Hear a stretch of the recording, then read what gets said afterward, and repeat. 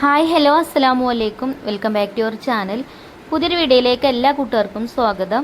അപ്പോൾ എന്തൊക്കെയാണ് എല്ലാവരെയും വിശേഷം? എല്ലാവർക്കും സുഖമാണെന്ന് വിചാരിക്കുകയാണ്. അൽഹംദുലില്ലാ ഞങ്ങൾക്കും സുഖമാണ് കേട്ടോ. അപ്പോൾ നമ്മൾ കഴിഞ്ഞ വീഡിയോക്കൊക്കെ നിങ്ങൾ തന്ന സപ്പോർട്ടിന് ഒരുപാട് നന്ദിയുണ്ട്. അതുപോലെ തന്നെ തുടർന്നുള്ള വീഡിയോസിനും നിങ്ങളെ സപ്പോർട്ട് ഉണ്ടാവുമെന്ന് പ്രതീക്ഷിക്കുകയാണ്. അപ്പോൾ ഇന്ന് രാവിലെ ബ്രേക്ക്ഫാസ്റ്റ് ഉണ്ടാക്കുന്നത് പൊരിച്ച പത്തിരിയാണ്. അപ്പോൾ ഞാൻ പത്തിരിക്ക് പൊടി വാട്ടാനുള്ള വെള്ളം അടുപ്പത്ത് വെച്ചിട്ടുണ്ട്. വെള്ളം ഞാൻ അളന്നിട്ടൊന്നുമില്ല കേട്ടോ. ഞാൻ എൻ്റെ ഒരു കണക്കിനനുസരിച്ചിട്ട് അങ്ങനെ ഒഴിച്ചു കൊടുത്തേക്കാണ്. പൊരിച്ച പത്തിരി പിന്നെ ഒരുവിധ ആൾക്കാരും ഉണ്ടാക്കുന്ന റെസിപ്പി തന്നെയാണ്. പക്ഷേ പലരും പല രീതിയിലാവും ഉണ്ടാക്കുക. അപ്പോൾ ഞാൻ ഉണ്ടാക്കുന്ന ആ ഒരു സ്റ്റൈല് നിങ്ങൾക്ക് കാണിച്ചു തരാം കേട്ടോ. ഒട്ടും എണ്ണയൊന്നും കുടിക്കാത്ത രീതിയിലാണ് നമ്മളിത് റെഡിയാക്കി എടുക്കുന്നത്. പൊരിച്ച പത്തിരി ബ്രേക്ക്ഫാസ്റ്റ് ആയിട്ടും ഈവനിങ് സ്നാക്സ് ആയിട്ടൊക്കെ ഉണ്ടാക്കി കഴിക്കാൻ പറ്റിയിട്ടുള്ള റെസിപ്പിയാണ്. അപ്പോൾ നമ്മളിപ്പോൾ ഇന്ന് ബ്രേക്ക്ഫാസ്റ്റിനാണ് കേട്ടോ ഉണ്ടാക്കുന്നത്. അപ്പോൾ പൊടി വാട്ടാൻ വെള്ളം വെച്ചു. പിന്നെ നമുക്ക് തേങ്ങ വേണമല്ലോ കുറച്ച്. അപ്പോൾ ഞാൻ തേങ്ങയൊക്കെ അതിൻ്റെ അടിയിൽ ചിരകി വെച്ചിട്ടുണ്ട്. അങ്ങനെ ഇതാ വെള്ളം തിളച്ചിട്ടുണ്ട്. വെള്ളത്തേക്ക് ഉപ്പിട്ട് കൊടുത്തിട്ടുണ്ടേന്. പിന്നെ ഇതാ കുറച്ച് ഞാൻ ഓയിൽ ഒഴിച്ചു കൊടുക്കുന്നുണ്ട് കേട്ടോ. പിന്നെ പൊടി ഇട്ട് കൊടുത്തു. പൊടി ഒരു 3 കപ്പിൻ്റെ അടുത്തുണ്ട് കേട്ടോ പൊടി. അപ്പോൾ നമുക്ക് ബ്രേക്ക്ഫാസ്റ്റ് കുറച്ചധികം വേണമല്ലോ. എല്ലാവരും ഉണ്ട്, ഞാനും ബാവും കുട്ടികളും ഒക്കെ ഉണ്ട്. അപ്പം ഈ പൊരിച്ച പത്തിരി ആണെങ്കിൽ എല്ലാവർക്കും നല്ല ഇഷ്ടമാണ്. അപ്പോൾ അങ്ങനെ പൊടി ഇട്ട് കൊടുത്ത് നല്ലോണം ഇളക്കി കൊടുത്തു. പിന്നെ ഇതാ ഞാൻ ഇതിലേക്ക് 1 സ്പൂൺ റാവിയും വലിയ സ്പൂണാട്ടോ 1 സ്പൂൺ മൈദയും കൂടെ ചേർത്തിട്ടുണ്ട്. എന്നിട്ട് പിന്നെ ഒന്ന് ഇളക്കി കൊടുത്തിട്ട് ഫ്ലെയിം അപ്പം തന്നെ ഓഫാക്കി കൊടുത്തു. അപ്പോൾ നമ്മളിത് ഈ കൊഴിച്ച വെള്ളം കറക്റ്റാണ് കേട്ടോ. കറക്റ്റായിട്ട് ഉള്ള വെള്ളമാണ്. ഇനിയിപ്പോൾ വെള്ളം കുറച്ച് കുറവൊക്കെ ആണെന്ന് തോന്നുകയാണെങ്കിൽ നമുക്കിത് പൊടി കുഴച്ചെടുക്കുന്ന സമയത്ത് കൈ ഒന്ന് നനച്ചാണ്ട് കുഴച്ചെടുത്താൽ മതി. വെള്ളം കൂടിപ്പോയാലാണ് പിന്നെയും പൊടി ഇട്ട് നിൽക്കേണ്ടി വരും. അപ്പം മാവ് റെഡി ആയിട്ടോ. ഇനി കുറച്ച് നേരം അടച്ചു വെച്ച് ഞാൻ പിന്നെ നമ്മൾ ചിരകി വെച്ച തേങ്ങല്ലേ അതിലേക്ക് ചെറിയ ഉള്ളി, ഒരു 2 അല്ലി വെളുത്തുള്ളിയും കുറച്ച് നല്ല ജീരകം ഇട്ടിട്ട് ഒന്ന് ചതച്ചെടുത്തിട്ടുണ്ട്. ഇനി നമ്മൾ ഈ ചൂടുള്ള മാവുക്ക് നമ്മൾ ആ ചതച്ച് വെച്ച തേങ്ങ ഉണ്ടല്ലോ അത് നമുക്ക് തീ കണ്ട് ഇട്ട് കൊടുക്കാം കേട്ടോ. അപ്പം ആ ചെറിയ ഉള്ളിൻ്റെയും വെളുത്തുള്ളിൻ്റെയും നല്ല ജീരകത്തിൻ്റെയൊക്കെ ഫ്ലേവർ നല്ല ടേസ്റ്റ് കൊടുക്കും പൊരിച്ച പത്തിരിക്ക്. പിന്നെ അതേപോലെ 1 സ്പൂൺ കരിഞ്ജീരകം ചേർത്തിട്ടുണ്ട്. എന്നിട്ട് നല്ലോണം ഒന്ന് മിക്സ് ചെയ്തെടുത്തതിന് ശേഷം നമുക്കിത് കുഴച്ചെടുക്കാം കേട്ടോ.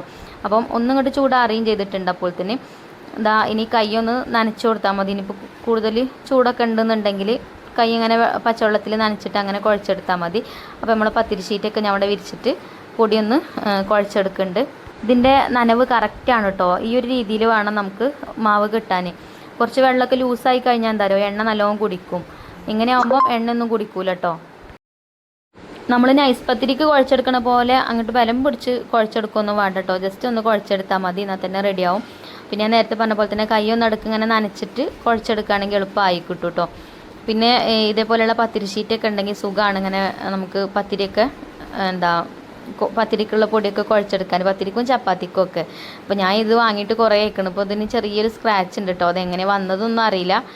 അപ്പോൾ എന്തായാലും ഇതുമ്പോൾ തന്നെ കേട്ടോ ഞാൻ പരത്തിയെടുക്കൽ. ഇത് സുഖമാണ് നമുക്ക് പത്തിരി പരത്താനും ചപ്പാത്തി പരത്താനും ഒക്കെ. അപ്പോൾ നമുക്ക് ഇനി ഇത് 2 ബോൾസ് ആക്കി എടുക്കട്ടോ. അങ്ങനെ ഞാൻ ഇത് 2 ബോൾസ് ആക്കി എടുത്തിട്ടുണ്ട്. എന്നിട്ട് 1 ബോൾസ് ഇതുപോലെ പരത്തിയെടുക്കണുണ്ട്. അപ്പോൾ ഓരോന്ന് പരത്തിയെടുത്ത് ഇങ്ങനെ കട്ട് ചെയ്തെടുത്താലും മതി. ഞാനിത് വലിയ ബോൾസ് എടുത്തിട്ട് ഇതുപോലെ പരത്തിയെടുത്തിട്ട് കട്ട് ചെയ്തെടുക്കാം കേട്ടോ ചെയ്യുന്നത്. അപ്പോൾ ഒറ്റ ട്രിപ്പിൽ തന്നെ നമുക്ക് ഒരു 2-3 എണ്ണമൊക്കെ കിട്ടും. 3 എണ്ണം 4 എണ്ണമൊക്കെ ആയിട്ട് കിട്ടും. അപ്പം അതുപോലെ കുറച്ച് കട്ടി വേണം കേട്ടോ. പറ്റ കട്ടി കുറയ്ക്കരുത്.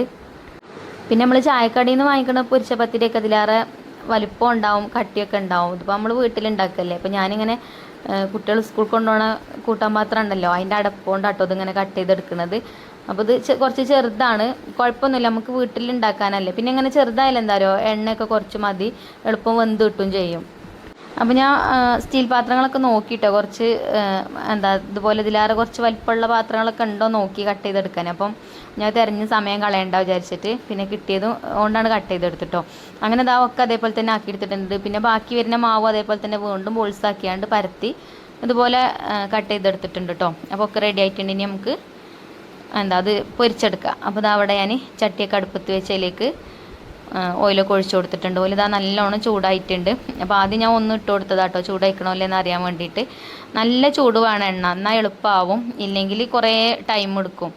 അപ്പം ഞാൻ നല്ല ചൂടായ എണ്ണയ്ക്ക് ഇട്ടാണ്ടൊക്കെ പൊരിച്ചെടുക്കുന്നുണ്ട് കേട്ടോ. ആദ്യം ഞാൻ 3 എണ്ണമാണ് ഇട്ട് കൊടുത്തത്. പിന്നെ 4 എണ്ണം 5 എണ്ണമൊക്കെ ഇട്ടിട്ട് ഫ്രൈ ആക്കി എടുത്തിട്ടുണ്ടേന്. അപ്പോൾ അതുപോലെ കളറ് മാറി വരുമ്പോൾ നമുക്ക് എണ്ണയിൽ നിന്ന് കോരി മാറ്റാം. ഇത് നിങ്ങൾക്ക് കാണുമ്പോൾ തന്നെ മനസ്സിലാവും ഒട്ടും എണ്ണ കുടിച്ചിട്ടില്ല. ഞാൻ ആ ഒഴിച്ചു കൊടുത്ത ഓയിൽ ഇത് ഫ്രൈ ചെയ്ത് കഴിയോളം അതിൽ തന്നെ ഉണ്ടായിന് കേട്ടോ. എണ്ണ കുടിച്ചിട്ട് തന്നെ അല്ല. അപ്പോൾ ബാക്കിയുള്ള പത്തിരിയൊക്കെ അതേപോലെ എണ്ണയിലിട്ടിട്ട് ഫ്രൈ ആക്കി എടുത്തിട്ടുണ്ട്. അപ്പോൾ നമ്മൾ നല്ല ടേസ്റ്റി ആയിട്ടുള്ള പൊരിച്ച പത്തിരി ഇവിടെ റെഡി ആയിട്ടുണ്ട് കേട്ടോ. പിന്നെ ഇതിക്ക് കറി തലേ ദിവസത്തെ ചിക്കൻ കറി ഉണ്ട്, അപ്പോൾ അതും കൂട്ടിയിട്ട് കഴിക്കാമെന്ന് വിചാരിച്ചു. അങ്ങനെ അതാ ഞാൻ പിന്നെ അടുപ്പ് കത്തിച്ച് ചോറിനുള്ള വെള്ളം അടുപ്പത്ത് വെക്കുന്നുണ്ട്. അപ്പോൾ ബ്രേക്ക്ഫാസ്റ്റ് കഴിക്കാൻ ആവണുള്ളൂ, അതും കഴിച്ചൊക്കെ ആകുമ്പോഴത്തേന് ചോറും ആയിക്കോളുമല്ലോ. അപ്പോൾ ഇതാട്ടോ നമ്മളെ പൊരിച്ച പത്തിരി അടിപൊളിയായിട്ടുണ്ട്. ഞാൻ 3 കപ്പ് പത്തിരിപ്പൊടി എല്ലാം എടുത്തിനത്. അപ്പോൾ കുറച്ചധികം സ്നാക്സ് തന്നെ ഉണ്ടായിന് കേട്ടോ. അപ്പം നമ്മളെ ബാവുക്കാക്കും അതേപോലെ തന്നെ റിച്ചുമോനും ചായ കുടിച്ച് കഴിഞ്ഞിട്ടുണ്ട്. ഇനിയിപ്പോൾ ഞാനും മഞ്ജുമോളും ചിഞ്ചുമോളും ഒക്കെ ഉള്ളൂ കേട്ടോ ചായ കുടിക്കാൻ. ഐഫുക്കുട്ടി മദ്രസ ഇട്ട് വരണം. അപ്പം നല്ല എണ്ണ കുടിക്കാത്ത നല്ല അടിപൊളിയായിട്ടുള്ള പൊരിച്ച പത്തിരി റെഡി ആയിട്ടുണ്ട്. ഇനി നമുക്ക് ബ്രേക്ക്ഫാസ്റ്റ് കഴിക്കാം. ഇതിന് കറിയൊന്നും വേണമെന്നൊന്നുമില്ല കേട്ടോ, വെറുതെ ചായൻ്റെ കൂടെ അങ്ങനെ കടിച്ചുകൂട്ടിയിട്ട് കഴിക്കാൻ തന്നെ നല്ല ടേസ്റ്റാണ്. പിന്നെ ചിക്കൻ കറിയോ ബീഫ് കറിയോ ഒക്കെ ഉണ്ടെങ്കിൽ പറയണ്ടല്ലോ, ടേസ്റ്റ് ഒന്നും കൂടെ കൂടുതലാവും. അപ്പം ഇത് തലേ ദിവസത്തെ ചിക്കൻ കറി, ഇന്നലെ വെച്ച് നമ്മൾ ചിക്കൻ കറി ഉണ്ടല്ലോ അതാട്ടോ. അപ്പോൾ കുറച്ച് ബാക്കി ഉണ്ടേനും, അപ്പോൾ അതും കൂട്ടിയിട്ടാണ് ഞങ്ങൾ ബ്രേക്ക്ഫാസ്റ്റ് കഴിച്ചത്. ഒന്നും പറയാല്ല കേട്ടോ, നല്ല ടേസ്റ്റ് ഉണ്ടേനും. അതേപോലെ ഞാൻ നേരത്തെ പറഞ്ഞ പോലെ തന്നെ ഈ ഒരു രീതിയിൽ ഉണ്ടാക്കുകയാണെങ്കിൽ പൊരിച്ച പത്തിരി എണ്ണയൊന്നും കുടിക്കില്ല. അങ്ങനെ ബ്രേക്ക്ഫാസ്റ്റ് കഴിച്ചു. പിന്നെ നമ്മൾ ചോറിന് വെള്ളമൊക്കെ വെച്ചിനല്ലോ, അപ്പം ഇനിയിപ്പോൾ ചോറ് എന്താ കൂട്ടാണ്ടാക്കണം. അപ്പോൾ ഫ്രിഡ്ജ് നോക്കിയപ്പോൾ പച്ചക്കറികളൊന്നും കാണില്ല. അപ്പോൾ ഞാൻ വിചാരിച്ച് നല്ല മുരിങ്ങ ഉണ്ടേനും, അപ്പോൾ ഇന്ന് മുരിങ്ങയും ചക്കക്കുരു ഒക്കെ ഇട്ടുകൊണ്ട് കറി ഉണ്ടാക്കാമെന്ന് കരുതിട്ടോ. അപ്പോൾ ഫ്രിഡ്ജ് തുറന്ന് നോക്കുമ്പോഴേ ഫ്രിഡ്ജിൽ പച്ചക്കറികളൊന്നും ഇല്ലെങ്കിലും നമ്മൾ ചുറ്റും ഒന്ന് കണ്ണോടിച്ചാൽ തന്നെ നമുക്ക് കറി വെക്കാനുള്ളതൊക്കെ നമ്മളെ തൊടിയിൽ നിന്ന് തന്നെ കിട്ടും. അപ്പോൾ മുരിങ്ങ കിട്ടി. പിന്നെ ചക്ക 2 ദിവസം മുന്നേ ചക്ക തിന്ന ചക്കക്കുരു ഉണ്ടായിനും, അപ്പോൾ അതും കൂട്ടിയാണ്ട് ചക്കക്കുരു മുരിങ്ങ ആയാണ്ട് നമുക്ക് അങ്ങനെ കറി ഉണ്ടാക്കാമെന്ന് വിചാരിച്ചിട്ടു ഞാൻ. അപ്പോൾ അരി ഇട്ട് കൊടുത്തിട്ടുണ്ട്. ഇനി ഇവിടെ ഇരുന്നിട്ട് തന്നെ നമുക്ക് ചക്കക്കുരു തൊലി കളയും ചെയ്യാം, മുരിങ്ങ ഊരും ചെയ്യാം. അപ്പോൾ ഞാൻ ഇവിടെ 2 ചെയറൊക്കെ കൊണ്ടുവന്നിട്ടാണ് കേട്ടോ ചക്കക്കുരുവൊക്കെ തൊലി കളയാൻ വേണ്ടിയിട്ട്. അങ്ങനെ അരി കഴുകി ഇട്ട് കൊടുത്തു. പിന്നെ തീയൊക്കെ നമുക്ക് ഇവിടെ പുറത്തന്നെ ആകുമ്പോൾ തീയൊക്കെ കത്തിക്കും ചെയ്യാം. അങ്ങനെ ഇതുപോലെ പുറത്തൊരടുപ്പുണ്ടായാൽ സുഖം കേട്ടോ നമുക്ക് കുക്കിങ്ങിനൊക്കെ. അകത്ത് അങ്ങനെ വൃത്തിയായിട്ട് ആവില്ല, കുക്കിങ്ങും കാര്യങ്ങളൊക്കെ പുറത്തന്നെ ആവുമ്പോഴേ ക്ലീനിങ്ങിനും നമുക്ക് എളുപ്പമാണ്.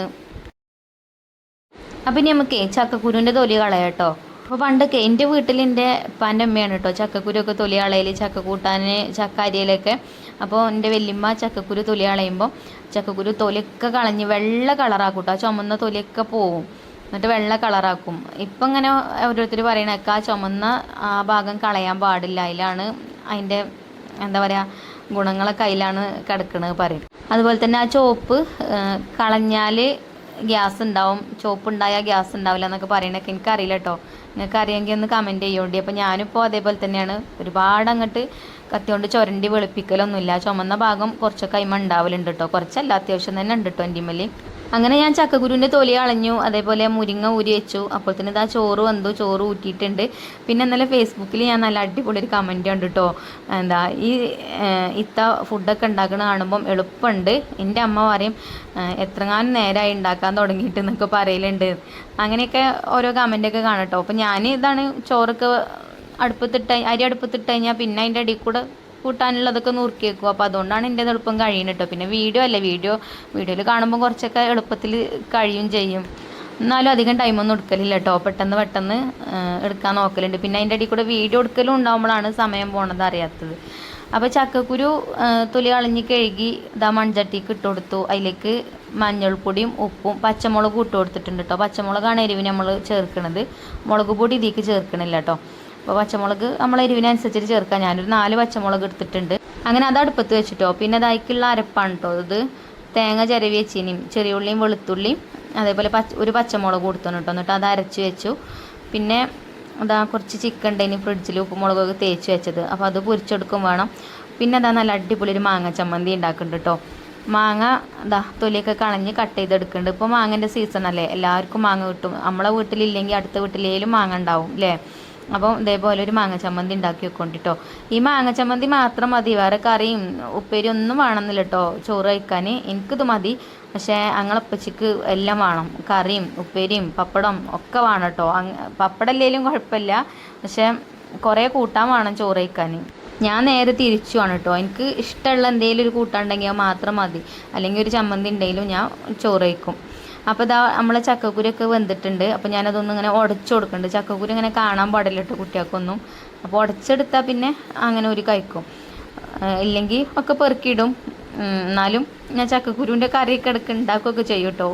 അവർക്ക് പറ്റൂല പറഞ്ഞാലും അങ്ങനെയൊക്കെ എല്ലാം തിന്ന് ശീലാവണ്ടേ. അപ്പോൾ അതൊന്നും ഉടച്ചെടുത്തു. പിന്നെ നമ്മൾ മുരിങ്ങ ഊരി വെച്ചിനി, ഊരി കഴുകി വെച്ചിട്ടുണ്ടായിന് ഞാൻ. അപ്പോൾ അതും അതിക്ക് ഇട്ട് കൊടുത്തു. മുരിങ്ങ ഇട്ടാൽ കുറേ നേരം ഈ ചട്ടകം കൊണ്ട് ഇങ്ങനെ ഇളക്കരുത് കേട്ടോ. കുറേ നേരം ഇങ്ങനെ ഇളക്കി കഴിഞ്ഞാൽ മുരിങ്ങ കഴിക്കും. അപ്പോൾ ഒന്നിങ്ങോട്ട് ഇളക്കിയിട്ട് ഞാനത് അടച്ചു വെച്ചിട്ടുണ്ട്. അപ്പോൾ മുരിങ്ങ വേവട്ടെ, എന്നിട്ട് നമുക്ക് അരപ്പൊഴിച്ച് കൊടുക്കാം. നല്ലോണം ഒന്ന് തിളച്ചാൽ തന്നെ മുരിങ്ങ വേവും. പിന്നെ കുറേ സമയം വേവിച്ചെടുത്ത് കഴിഞ്ഞാൽ മുരിങ്ങ കഴിക്കും ചെയ്യും കേട്ടോ. അപ്പോൾ ഒരു പാകത്ത് വേവേ പറ്റുള്ളൂ. അങ്ങനെ അടച്ചു വെച്ച് മുരിങ്ങയൊക്കെ വേവിച്ചെടുത്തു.